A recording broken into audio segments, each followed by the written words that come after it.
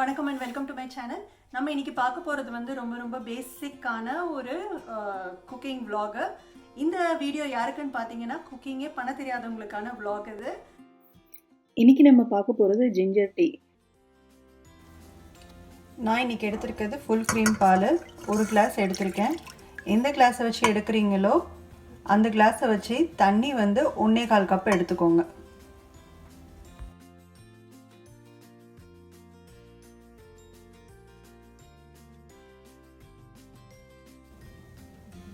நான் இன்றைக்கி போடுற டீ மெஷர்மெண்ட் வந்து 2 பேருக்கு போடுற டீ. பால் நல்லா நம்ம இப்போ வந்து கொதிக்க விட போகிறோம். கொதிக்கிற டைமில் நம்ம வந்து இஞ்சி வந்து நம்ம வந்து நசுக்கிக்க போகிறோம், கூடவே ஏலக்காவையும் தட்டிக்க போகிறோம். இஞ்சியை வந்து நம்ம இந்த மாதிரி வாஷ் பண்ணி எடுத்துக்கிட்டு இதில் வந்து நம்ம தோல் நீக்கிக்க போகிறோம். இன்றைக்கி நான் எடுத்துருக்கிற இஞ்சி வந்து இந்த மாதிரி சின்ன துண்டு இஞ்சி தான். இதில் நீங்கள் வந்து உங்களுக்கு இஞ்சி காட்டம் ரொம்ப வேண்டாம் அப்படின்னு நினச்சிங்கன்னா இதில் நீங்கள் பாதி போட்டுக்கலாம்.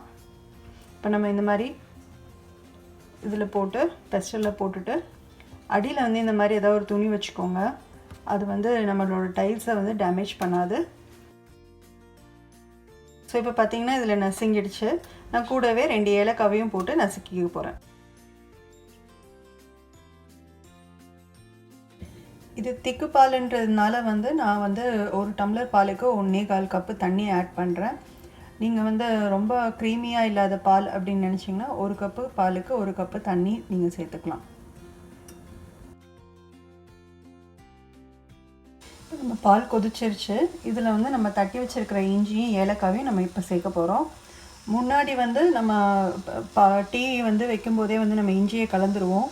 இப்போல்லாம் வந்து அந்த மாதிரி பண்ணுறது வந்து பால் ரொம்ப தெரியுது. அதனால நல்லா பாலை கொதிக்க விட்டுட்டு அதுக்கப்புறம் நம்ம இதை வந்து சேர்த்துக்க போகிறோம்.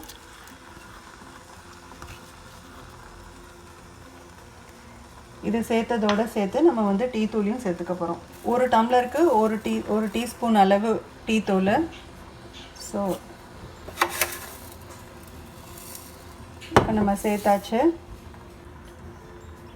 டீ நல்லா கொதிச்சதுக்கப்புறம் கடைசியாக ஒரு தடவை சர்க்கரையை போட்டுட்டு உங்களுக்கு எவ்வளோ வேணுமோ அந்த சர்க்கரையை வந்து உங்களுக்கு ஏற்ற மாதிரி நீங்கள் சேர்த்துட்டு அதை வந்து நீங்கள் வடிகட்டிடலாம்.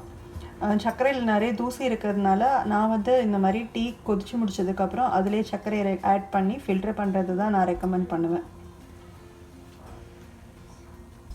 இந்த மாதிரி ஒரு தடவை லைட்டாக திருப்பி விட்டுக்கோங்க. அப்படி இல்லைன்னா ஸ்பூனை விட்டு கூட வந்து நீங்கள் வந்து கிளறி விட்டுக்கலாம். டீ கொதிச்சிருச்சு. இப்போ வந்து நம்மளுக்கு தேவைக்கேற்ற மாதிரி நம்ம சுகரை சேர்த்துக்கிட்டு அப்புறம் நம்ம ஃபில்டர் பண்ணி எடுத்துக்கலாம்.